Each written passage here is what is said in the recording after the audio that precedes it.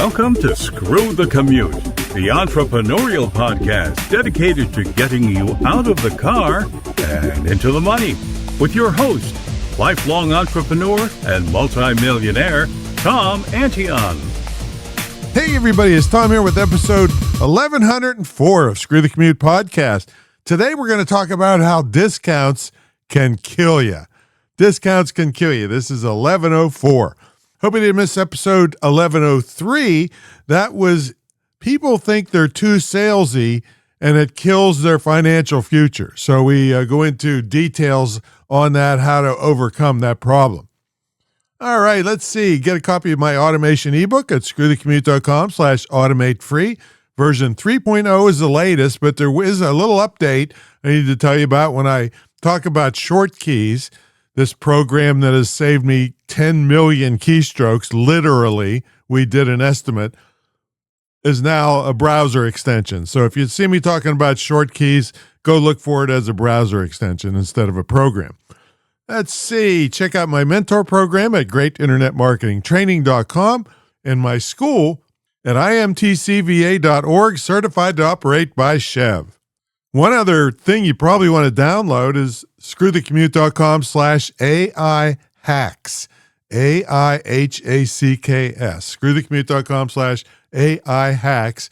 It's my finished off notes of all the cool things you can do without being a techie to make artificial intelligence work for you. So definitely get a copy of that. Screwthecommute.com/AI hacks.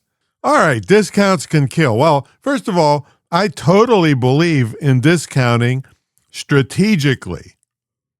And I also have preached for years that people love a sale.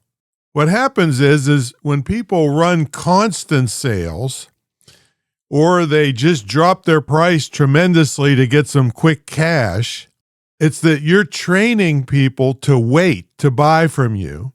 You're also attracting bargain hunters, and you're making people think that your regular prices are fake. So when you're always discounting sale, what's the difference? Why should I buy today when I can wait and buy tomorrow or buy the next day or forget about you altogether? All right. Another thing is that if you never sell at the regular price, people think, how could that price be real? I'll just wait. And I'm not talking about once a year sales. And I'm not talking about when everybody is expecting a sale, like 4th of July or President's Day, Memorial Day, all those awesome, perfect time to have a sale. What I'm talking about is constant price dropping. So what you end up with is lower profit margins and poor quality customers. Who wants that? All right. To get away from this, I'm talking about adding value and not dropping your price. And that typically means adding bonuses, yours and other people's bonuses. See, a lot of people would love to be in front of your audience, and they give you a high quality bonus that you can include with your deals, and you got something for free to help sell your main product. But also to encourage people, you can have them have a bonus with your affiliate link in it. So if somebody buys something from them, you get extra money. See, that's extra back-end sales where you didn't do anything for it, see? You can also bundle multiple products and discount slightly. And so what you're trading off there is a fair deal. You're getting people to spend more money, so you're giving them a little discount. That's perfectly fine. That's not going to attract the pitiful people. They're not pitiful as people. They're just bargain hunters. All right, I'm a bargain hunter, so I guess I'm pitiful. So you can add value in all kinds of ways. Bonuses are one. One of them that I do all the time that's crazy is consultations.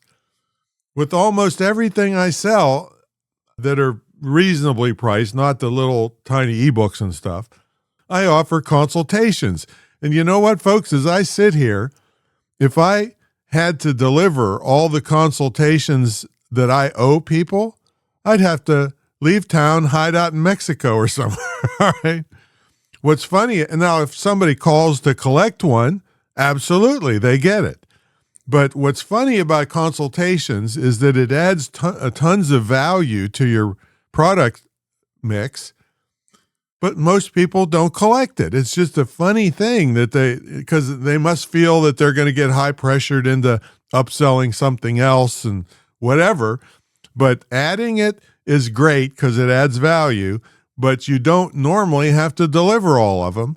And then here's the other thing that a lot of the lazy people in my field think they're too good to do this and so forth. But the ones that do call for the consultation are the most likely people to spend more money with you and to refer you to others because you took care of them to a high degree, see?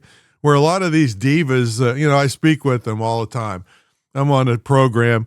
They roll in at the last minute. They have no idea what any other speaker said. They look like assholes on stage. And then they try to tell you need to buy my stuff right now because I'm so important. I got to fly out.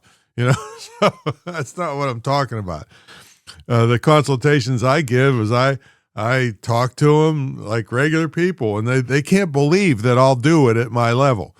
But when I do, I get, and even if they can't afford my bigger stuff, guess what happens? They refer me as if they were in my bigger stuff. They say, oh, he's great. This guy is great. Oh, wonderful. I get calls all the time from people that were referred by people that couldn't afford my services. This is way, way better than discounting all the time in the long run. Now, I get it. If you're really tight on cash flow, sometimes you got to do it. I totally understand that. I'm just saying, don't make it a habit and work your way out of it by adding value rather than discounting. All right, that's my story, and I'm sticking to it. Check out my school, imtcva.org. It's the only licensed, dedicated internet and digital marketing school in the country, probably the world, and it'll save you a couple $100,000 by going to a 4-year indoctrination camp and learning how to protest, which is the main skill you get out of nowadays. You get out of those schools nowadays. And then, hey, but you can. There's lots of openings at Starbucks when you take your MBA down there and tell them you can really sell that coffee. All right, so and I'm laughing, but it's really sad that this is happening to people, and then they're stuck with student debt this one comedian, he's a 90-year-old comedian, really funny, and one of his jokes was, "Hey, I just paid off my student debt." I'm laughing again when it's really a sad thing. All right, that's my story, and I'm sticking to it. We'll catch you on the next episode. See you later.